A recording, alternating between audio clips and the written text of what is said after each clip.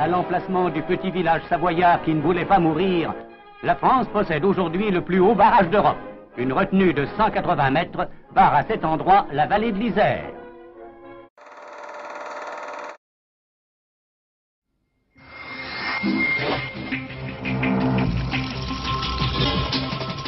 Mesdames et messieurs, bonsoir. Aujourd'hui, une avancée majeure dans le domaine des sciences chez EDF.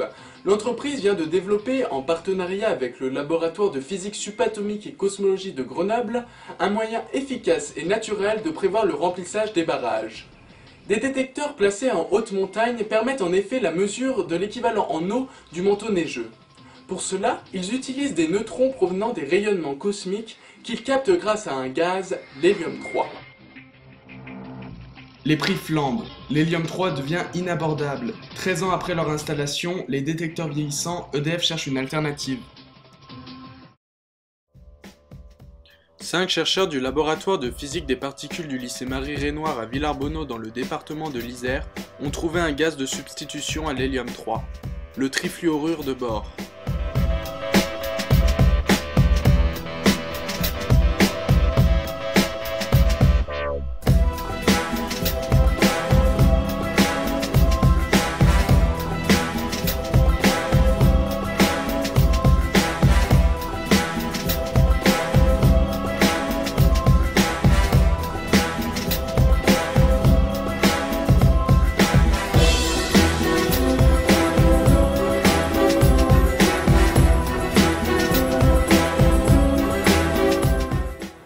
Monsieur le directeur, l'équipe des chercheurs du lycée Marie-Renoir de Villarbonneau ont le plaisir de vous présenter les résultats de leurs travaux de recherche.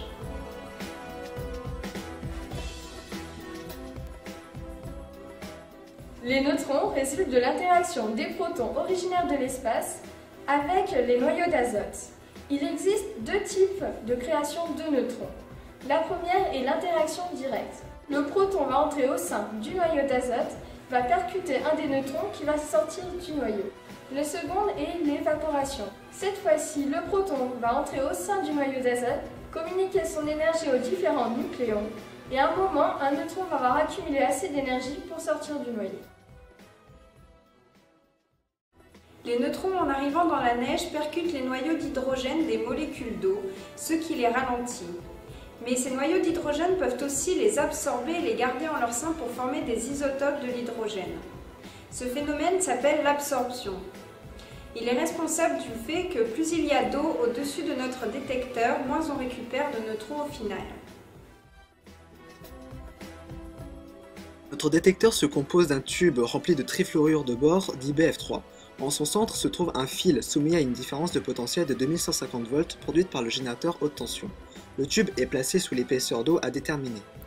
Le signal du neutron détecté est amplifié et nettoyé par le préamplificateur de charge. Il est ensuite analysé par le picoscope qui envoie l'information à l'ordinateur pour le traitement. Lorsqu'un neutron arrive dans le détecteur, il est absorbé par un noyau de bore, du BF3, qui devient instable et se casse. Deux particules sont alors émises. Il s'agit dans la majorité des cas d'un lithium excité et d'un noyau d'hélium. En se déplaçant dans le gaz, les deux particules vont arracher des électrons aux molécules de BF3. Les électrons sont attirés par le fil qui se trouve au centre du tube. Ils vont à leur tour arracher d'autres électrons jusqu'à ce qu'ils arrivent sur le fil où ils vont créer notre signal. Pour déterminer une épaisseur d'eau à partir d'un nombre de neutrons détectés, nous avons construit une courbe d'étalonnage à partir de mesures à différentes épaisseurs d'eau. Pour chacune de ces mesures, nous effectuons des acquisitions sur 20 heures. Nous devons alors corriger le nombre de neutrons détectés en fonction de la pression.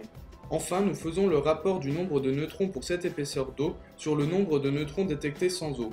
Ainsi, il nous suffit, avec le même type de rapport, de le reporter sur la courbe pour en déduire une épaisseur d'eau. Ce projet a pu nous permettre de nous familiariser un peu plus avec le milieu de la recherche et de l'ingénierie. Il nous a permis aussi d'aborder nos premières équations nucléaires. C'est vrai qu'il nous a permis de trancher un peu pour nos futures études entre continuer plus vers les mathématiques ou plus vers la physique-chimie.